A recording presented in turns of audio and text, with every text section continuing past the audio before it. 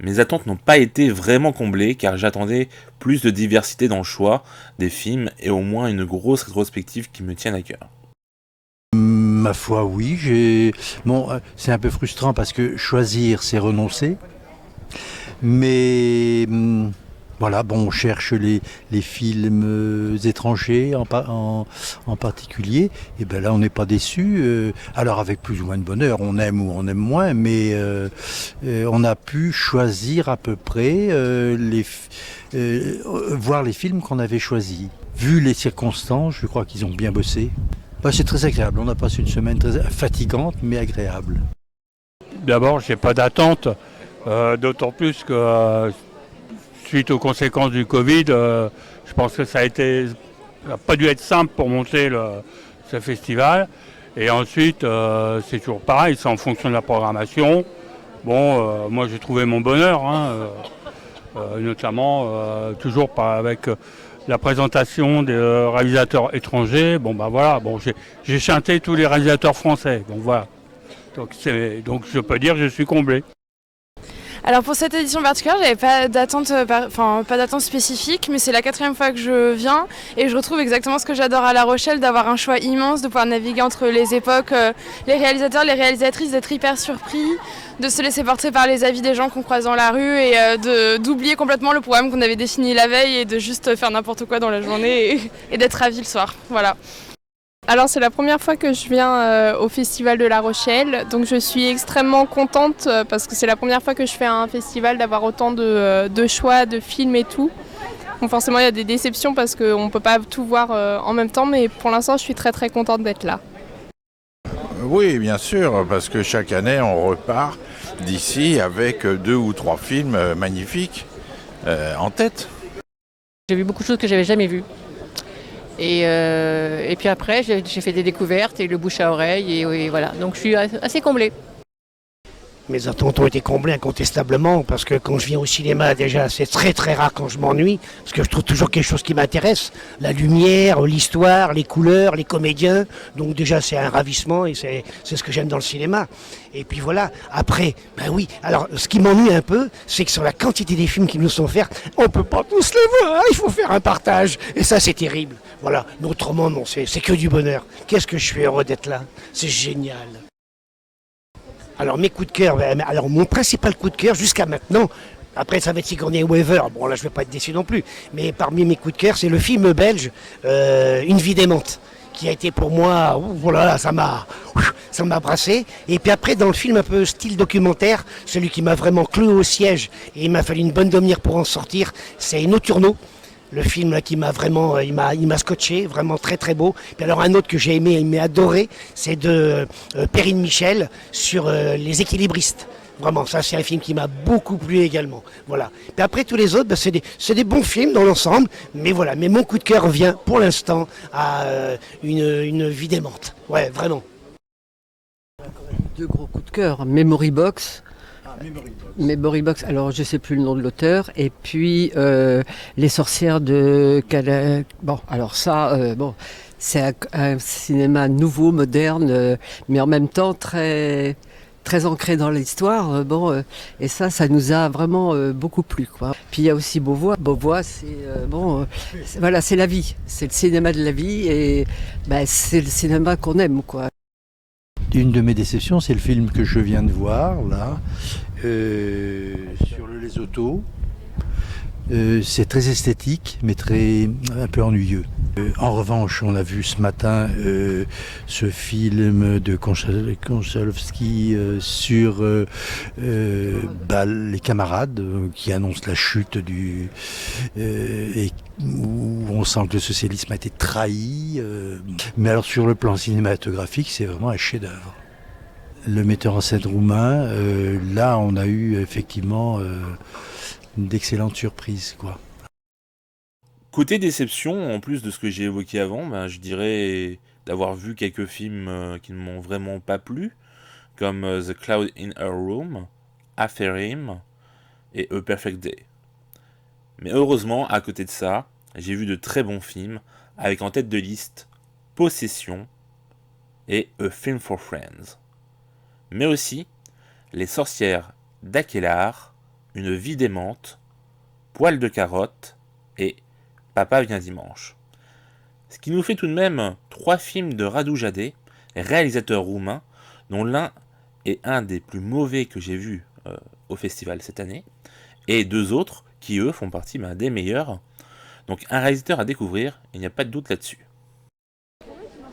J'ai pas de déception, parce que tout ce que j'ai vu, c'était très bien. Mes coups de cœur, bon là, j'avoue que j'ai découvert le réalisateur roumain du Jade, c'est quelqu'un que je trouve extraordinaire, quoi. Bon, donc voilà, c'est vraiment mon coup de cœur sur ce festival. Coup de cœur à nos amours de Piala que je n'avais pas encore vu. Mon trésor, j'ai oublié le nom de la réalisatrice, en tout cas sublimissime. Sweet Thing, génial. Ce matin on a vu Europe 51 et c'est juste la plus belle chose qui a été faite. Voilà. Du coup, en plus de ce qu'elle a dit, moi j'ai vu pour la première fois Voyage au bout de l'enfer que j'attendais de voir depuis très longtemps et en salle c'était très beau. Horrible mais très beau. J'ai pas aimé le kiosque hier soir parce que j'ai trouvé que c'était très mal filmé. C'était fait exprès, c'était filmé avec un iPhone, mais du coup ça gâchait beaucoup le truc. Le sujet était intéressant. Coup de cœur, j'ai bien aimé les René Clément, quelques Rossellini aussi. J'ai revu Sigourney Weaver dans La jeune fille et la mort, et ça je trouvais ça très très chouette. Et après, c'est le cinéma muet. J'ai beaucoup aimé Visage d'enfant, etc. Les déceptions, c'est les avant-premières où ils nous disent qu'ils ont vu un film magnifique, merveilleux, puis en fait, on reste par pitié jusqu'au bout, quoi. C'est des trucs qui sont des pommes pourries qu'ils n'auraient pas dû mettre. Mais bon, c'est pas nous qui faisons la sélection. Et puis, je regrette qu'ils aient passé un film merveilleux qui s'appelle Le Bachmann et sa classe.